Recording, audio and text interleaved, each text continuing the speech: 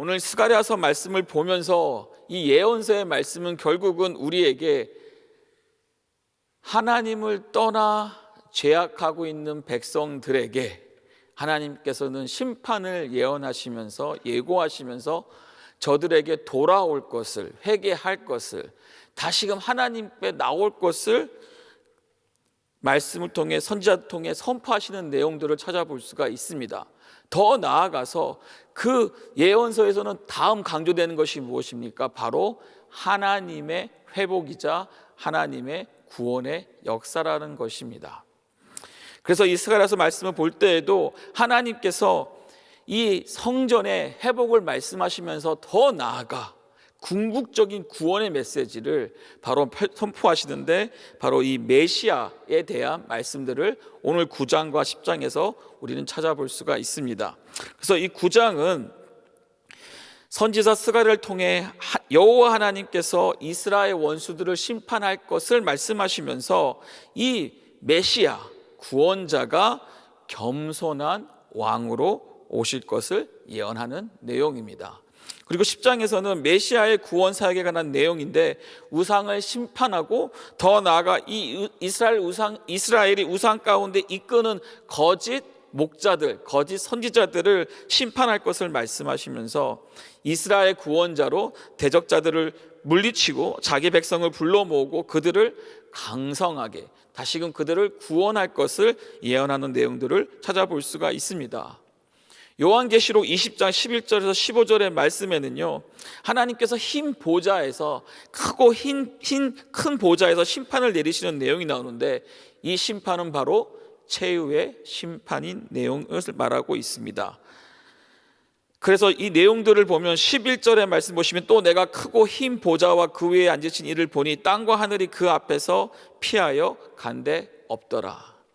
땅과 하늘이 그 앞에서 피하여 간데 없더라, 사라졌다라는 것입니다. 그러면서 다시 사도 요한이 보는 것이 12절의 말씀인데, 또 내가 보니 죽은 자들이 큰 자나 작은 자나 그 보좌 앞에 서 있는데 책들이 펴 있고 또 다른 책이 펴져 있으니 곧 생명책이라. 죽은 자들이 자기 행위를 따라 책들에 기록된 대로 심판을 받는다라고 사도 요한은 하나님이 보여주신 환상 속에서 이 내용들을 보게 되었습니다. 여기에 내용들 중에 중요한 것은 하나입니다. 바로 생명책이라는 것입니다. 그리고 이 생명책에는 무엇이 기록되어 있죠? 바로 구원받은 자의 이름들이 기록되어 있다라는 것입니다. 반대로 구원받지 못한 자들은 이 생명책에 이름이 기록되어 있지 않다라는 사실이죠. 그래서 결국은 저들은, 구원받지 못한 자들은 저들의 행위대로 심판을 받을 것이고, 결국은 사망과 음무도 볼모에 던져지면서 저들 또한 둘째 사망, 곧 볼못에 저들이 던져진다라고 우리에게 알려주고 있습니다. 할렐루야. 저와 여러분들은 꼭 이 생명책에 이름이 기록되기를 바랍니다. 저와 여러분들은 꼭 우리의 가족들이, 우리의 지인들이 이 생명책에 이름이 기록되기를 바랍니다.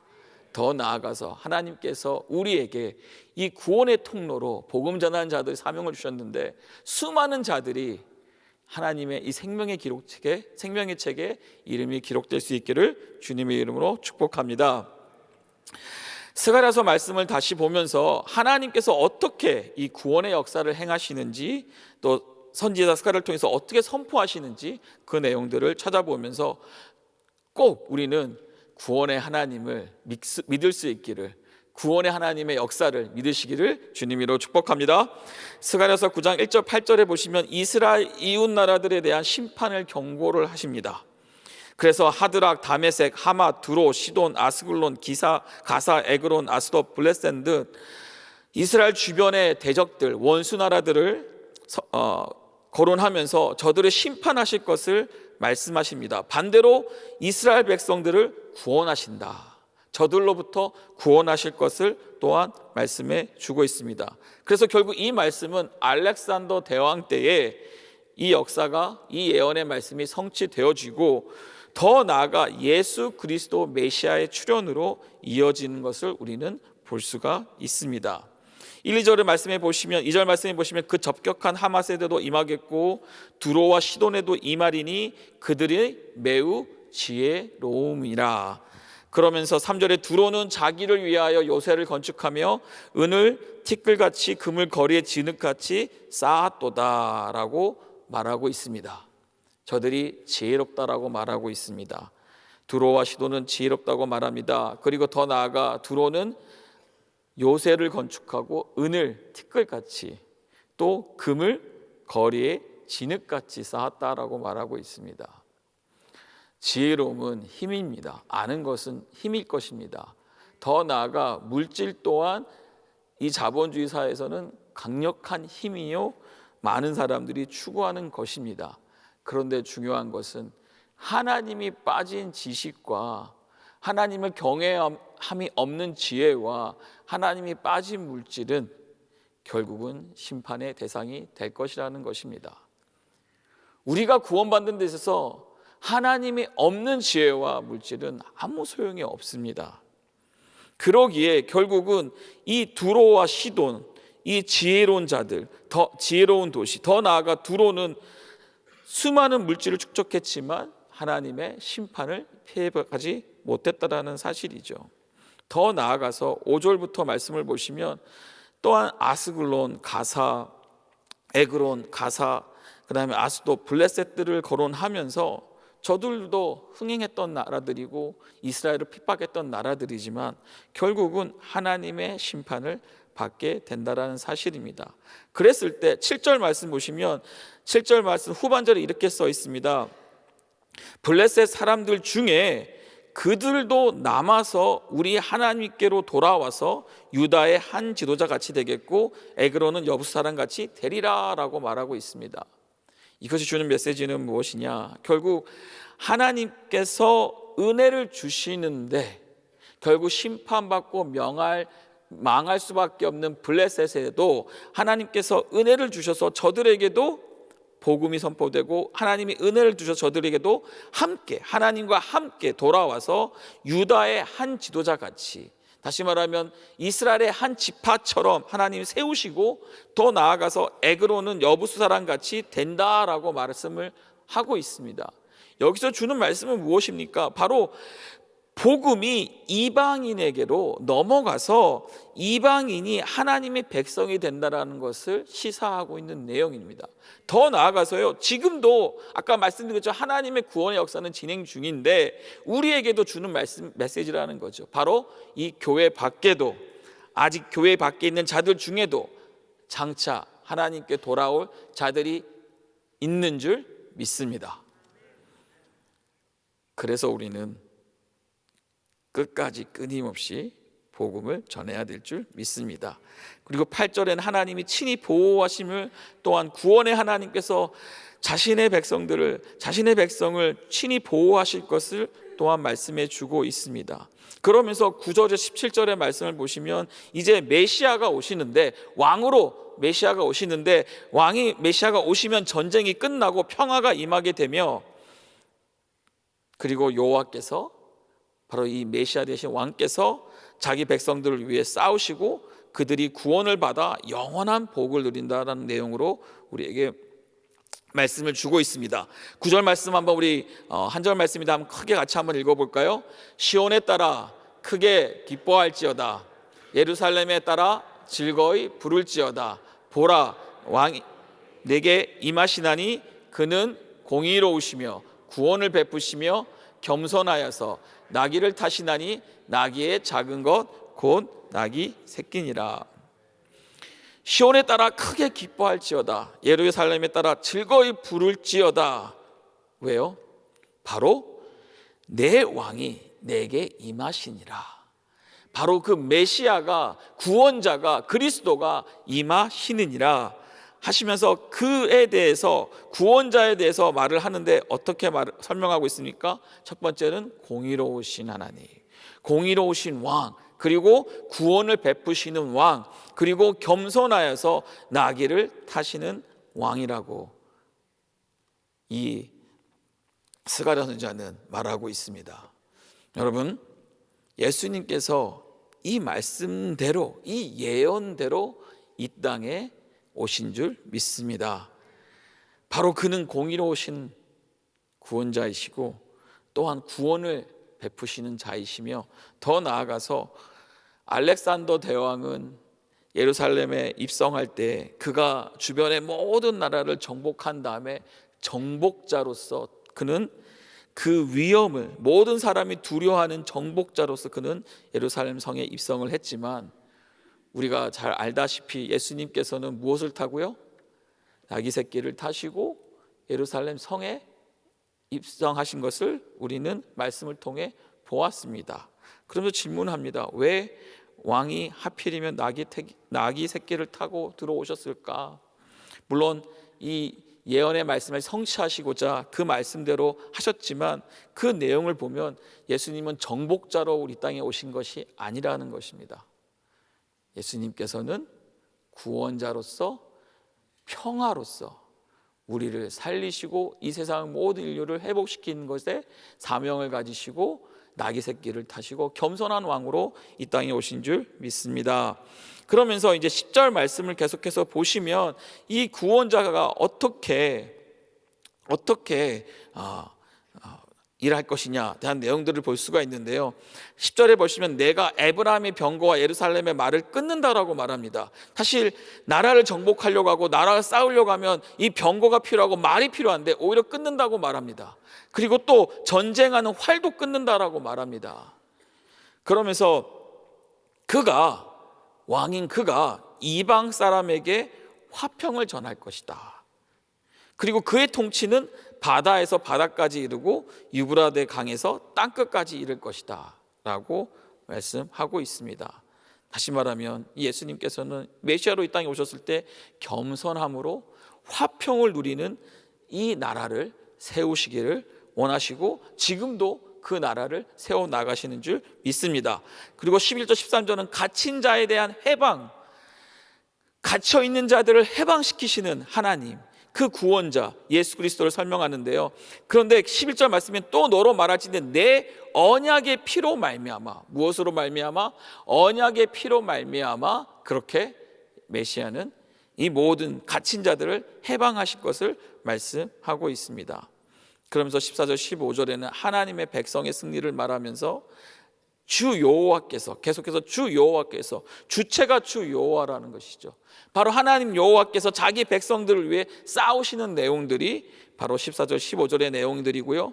그러면서 결국 백성들이 구원을 받고 영원한 복을 누리게 된다라고 말씀하고 있습니다. 그리고 16, 17절에 하나님 자녀들이 받을 영원한 복을 말하는데요. 17절 말씀 보시면 그의 형통함과 그의 아름다움이 어찌 크리 큰지 곡식은 청년을, 새 포도주는 청년을 강건하게 하리라.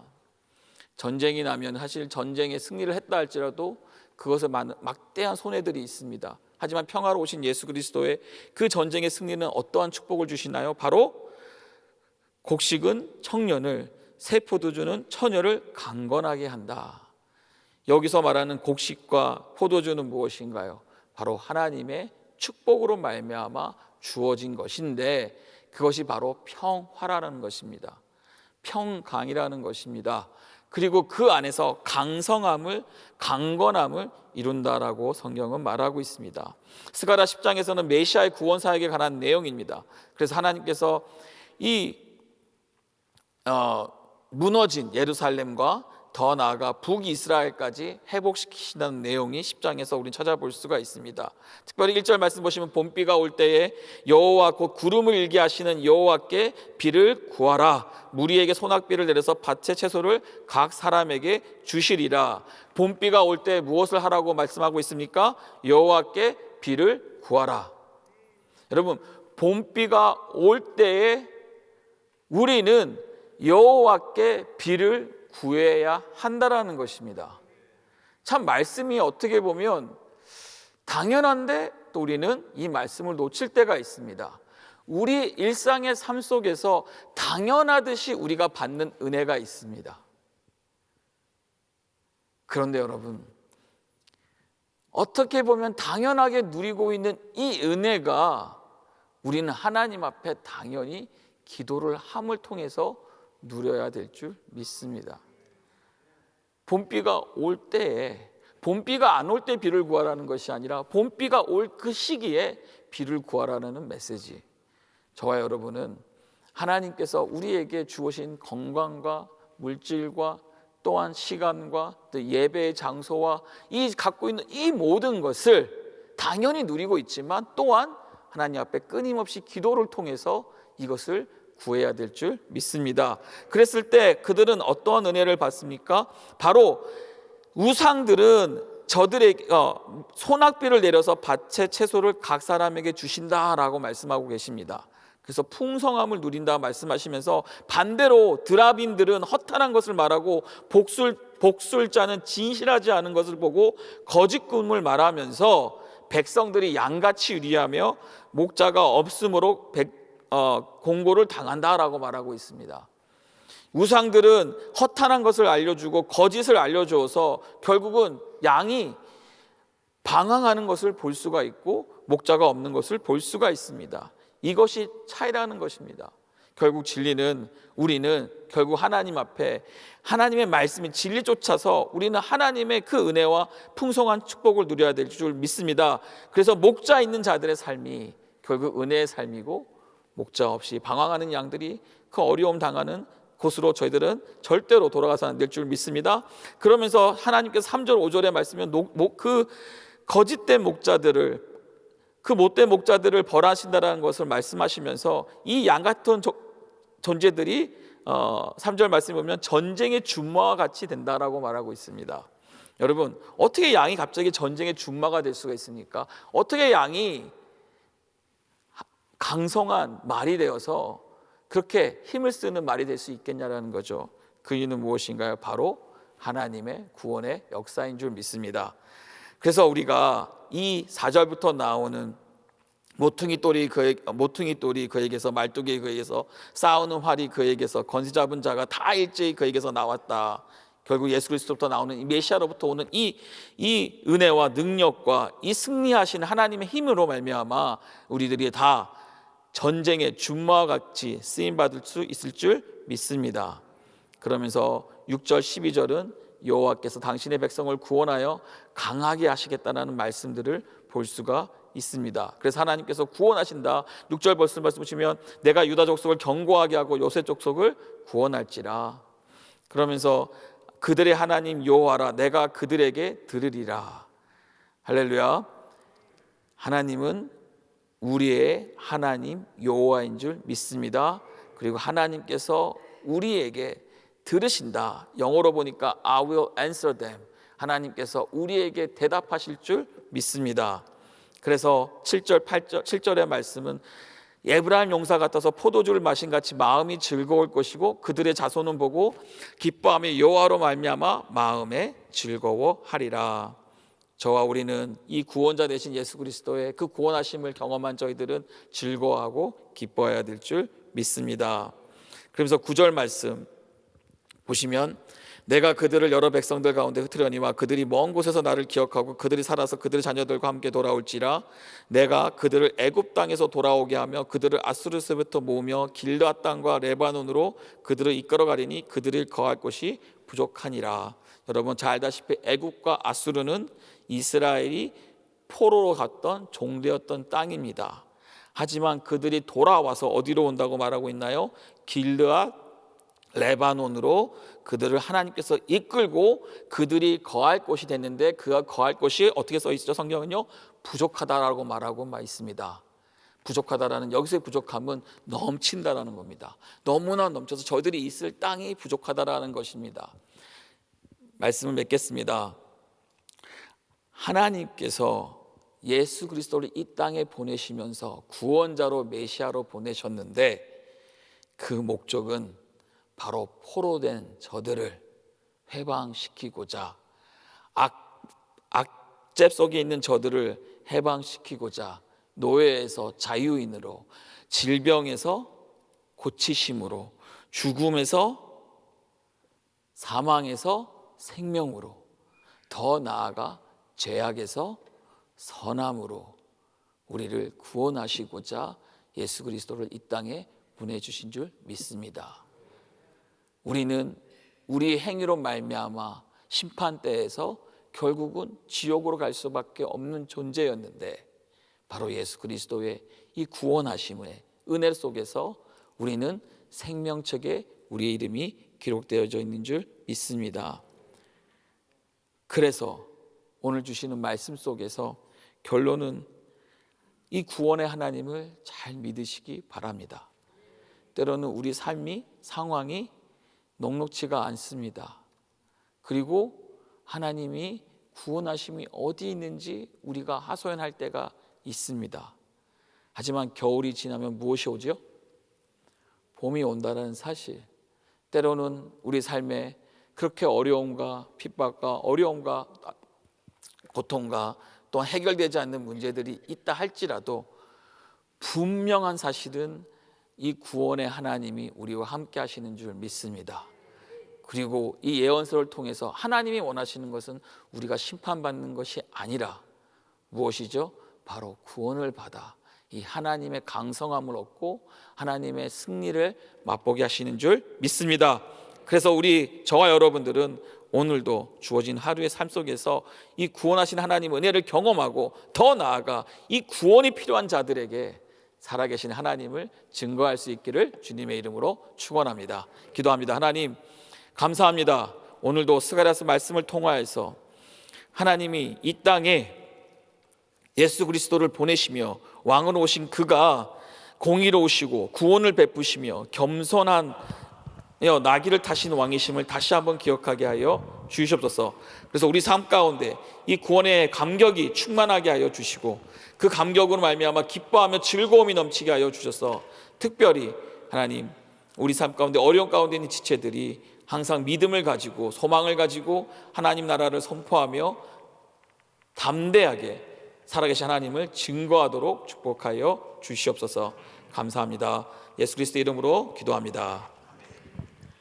오늘 말씀 생각하시면서 너희 하나님 여호와가 같이 찬양합니다.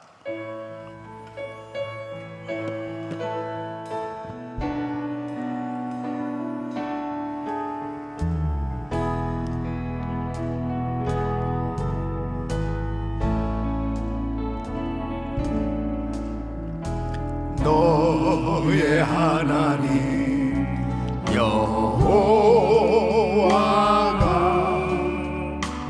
너의 가운데 계시니 그는 구원을 베푸실 전능자시라.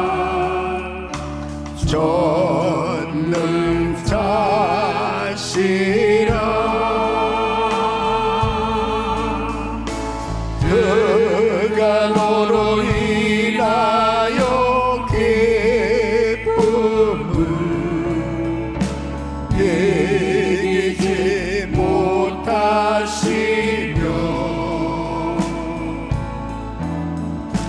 너를 잠잠히 두 손을 높이 드시고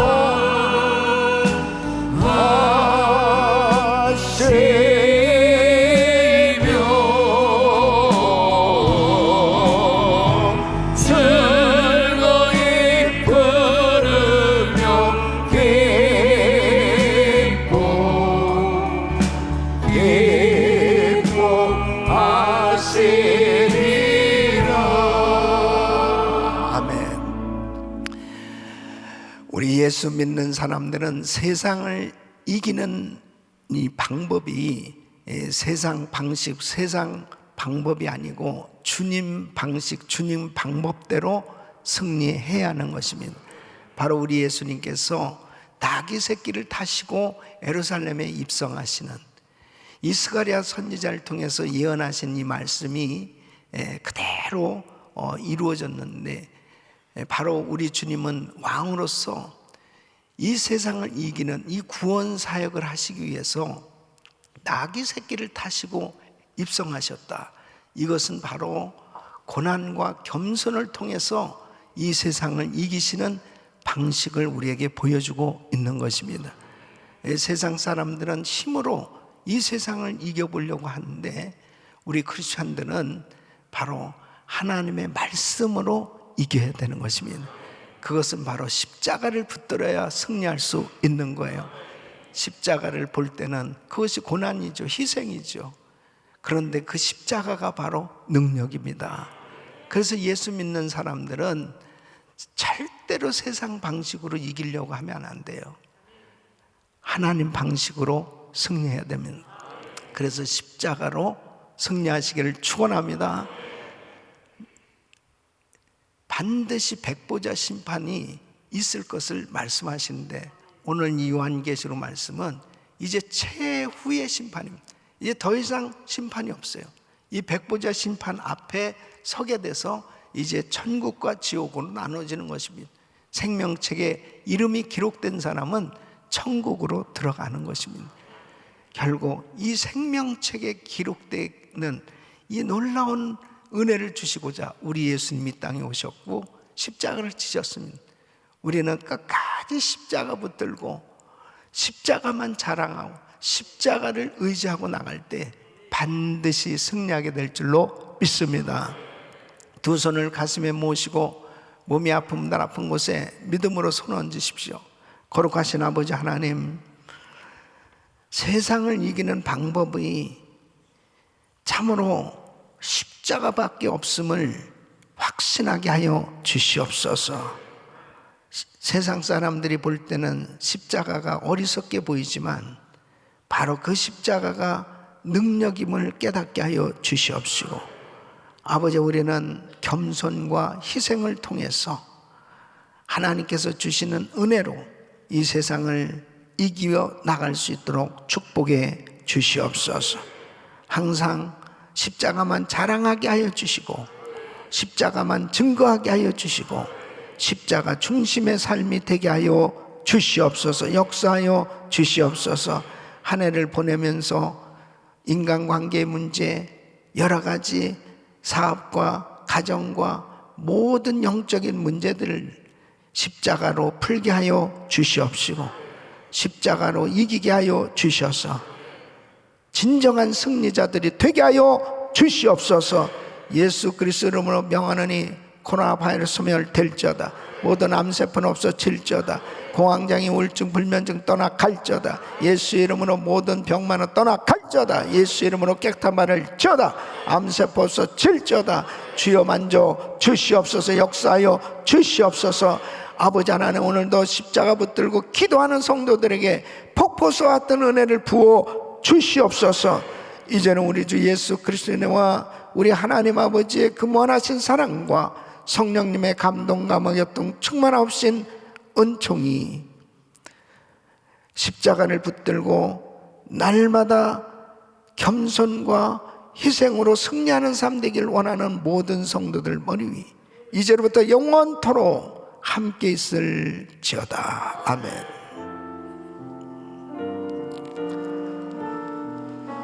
주님 감사합니다. 주님 사랑합니다. 아멘. 이제 기도하실 자리 잡으시고 기도하실 때 우크라이나 전쟁 종식되어질 수 있도록 이제 자꾸 북한이 도발하고 있습니다. 대한민국 지켜주시고 전쟁이 일어나지 않도록 하루속히 남북한 복음으로 통일될 수 있도록 대한민국을 위해서 기도해 주시고 또 영적 대각성의 역사가 이 땅에 임하도록, 그리고 한 해를 잘 정리하기 위해서 하나님 회개의 영을 부어주시도록 주여 부르짖고 기도합니다. 주여 주여 주여. 걸어가시고 존귀하신 아버지.